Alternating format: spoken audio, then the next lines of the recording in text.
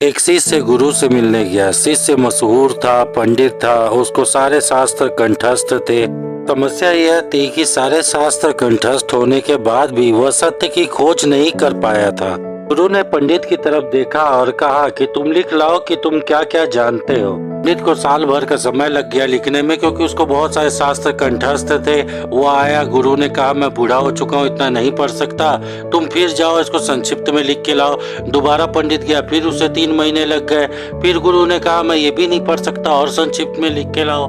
पंडित फिर गया और एक पन्ने में सारे संक्षिप्त में बातें लिख के ले आया। गुरु ने कहा कि आओ, मैं तुम्हारे इंतजार में रुका हुआ हूँ। गुरु मरने की स्थिति में था। उसने कहा कि मैं ये एक पन्ना भी नहीं पढ़ सकता, और संक्षिप्त में लिख के ले आओ। समझ गया और भाग के दूसरे कमरे में गया और एक खाली कागज लेके चला आया। गुरु ने कहा तुम अब मेरे शिष्य बनने योग्य हो। दोस्तों, गुरु ज्ञान का स्रोत होता है, उसे ज्ञानी बनकर ही प्राप्त किया जा सकता है, पंडित बनकर नहीं।